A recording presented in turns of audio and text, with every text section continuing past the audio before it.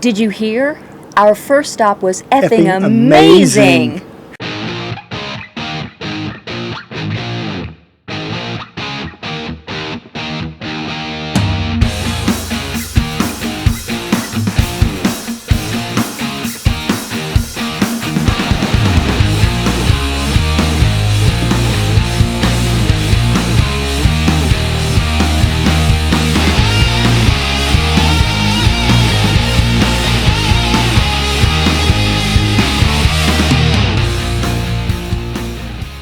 If that intro wasn't good enough for you, if that bait wasn't good enough for you, here's the deal. Our first stop was in Effingham, Illinois. That's where the effing comes from, obviously. That wasn't planned to be our first stop, but for various reasons that were out of our control, that ended up being our first stop. And it was actually a great stop, I thought. You know, Effingham, the campground is Camp Lakewood, and it's only a couple miles or 3 miles off of Interstate 70. And it was really an easy place to get to, a nice camp. It wasn't extravagant with a lot of things to do, but it did have a few things like It had a very nice lake, Lake Pauline. It had a dock. You could rent kayaks or canoes. We didn't do either of those things, but that was a water activity that you could do. Had a playground. We didn't do that either. We didn't do that either. It had a bar. We didn't do that either. We went there once. We went there once, but nobody was home. But the sites seemed to be fairly level. They were all gravel, pretty close together, but that's kind of to be expected. The Wi-Fi was amazing. It was 5G Wi-Fi, absolutely rock star. It was fast and reliable. That was nice. And it was close to... Well, a couple of things. So for me, I liked Excuse me. I liked the fact that it was just a little half-mile walk, and I could get to a couple of different neighborhoods, so I could do some running or just some walking. I felt safe in those neighborhoods, and some of them had sidewalks, so that was great. And then even just a mile away was our new favorite stop, Walmart. And I went there every single day. Sometimes twice. Sometimes twice a day. Some of it was just recon because we were looking for the elusive tea. This man cannot live without, although he's had to a couple times now. Right. One of the things we did was we just cheesed around Effingham in downtown, and we did the Sculptures on the Avenue. We looked online and we saw this thing called Sculptures on the Avenue, and it gave you a location of where the starting point was or what the first sculpture was. But then we couldn't find any more information about where you should go after that, what do you need to look for. So Joe was really surprised there wasn't anything online about that. And another very exciting thing we saw was Santa's house. Yeah, and I'm sure he has probably several different summer homes. He was not there on this day, but we saw Santa's house. Big deal. We know him. We know Santa. One of the other things, there I said it again, on purpose that time, Okay. was there was a street in Effingham Named Banker Street. That was it, just Banker Street. And so when you're a banker, that was a big deal. So I have my picture taken under it, and I'll show it right there. Cross at the Crossroads. Is that really in Effingham? I think that's in Effingham. If it's not in Effingham, it's close enough to call it in Effingham. But if you've done any traveling on I-70 through the center of Illinois, you've seen this big honking white cross. I did not look up how tall it was. I think it's like 190 feet tall or something like that. I mean, that thing is huge. You gotta see it. And it really was nice. I liked it because not only did you have the cross there, but there's a path that kind of meanders around that has various scenes, religious scenes.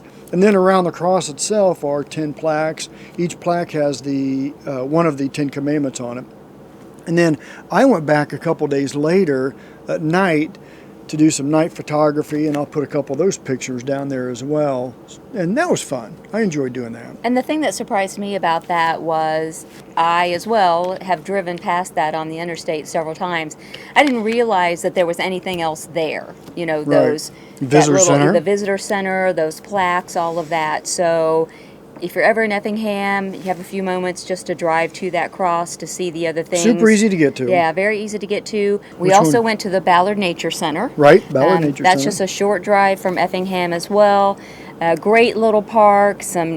We got there, I guess technically what you would refer to as after hours because the visitor center was closed, but they had brochures, maps outside that you could get. So we got one of those. We looked at the map, decided we were going to try a couple different trails. And I don't know, sometimes we have problems with maps.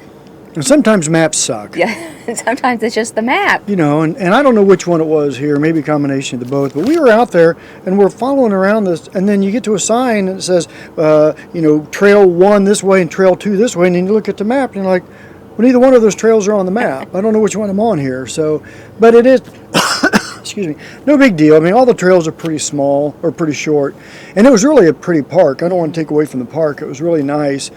Some of the trails are out in the open, through the fields. Others are along creeks.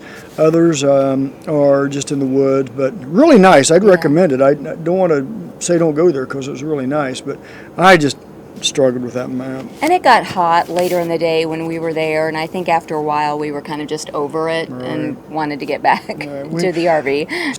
So we went to Altamont, which isn't very far away. We went to the Charles M. Wright Home and Museum. So Charles Wright is a local guy there. He built this home in 1889, just an absolutely beautiful house, absolutely beautiful. Charles Wright was the local surgeon, the one-handed surgeon. It's no joke, one hand.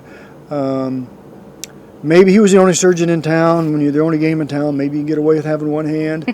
And I'm not an expert on surgery, but I want my surgeons to have 2 operating hands. Operating hands. That was not an accident. Okay. But at any rate, he also owned a bank. The dude had a lot of coins, so he had built a beautiful home.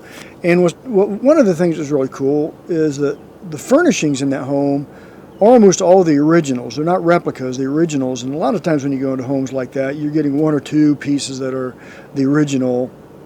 Everything else is, replicas, which is still great. It's still really interesting. But this one here was, in fact, the carpet in one of the rooms upstairs was the original carpet from when the house was built in 1889. Of course, you can't walk on it now, but it still looked good. I mean, it was worn a little bit, but it wasn't threadbare like you would expect.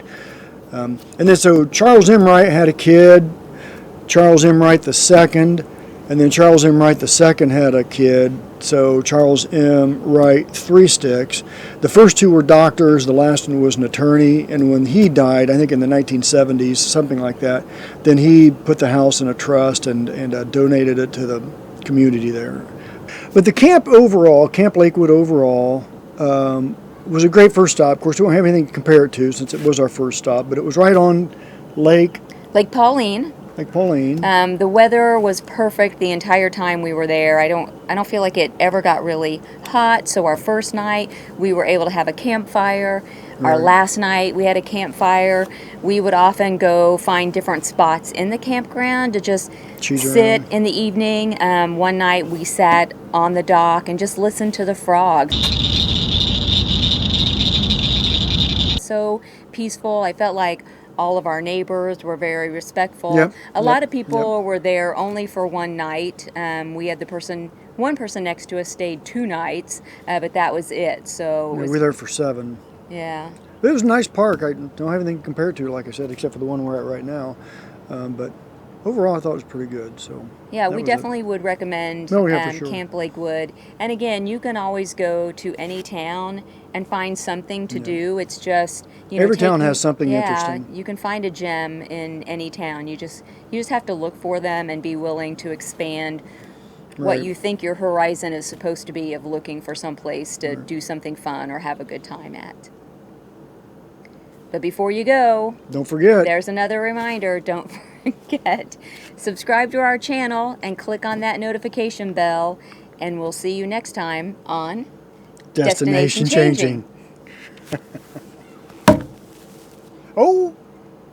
Oh! I did not.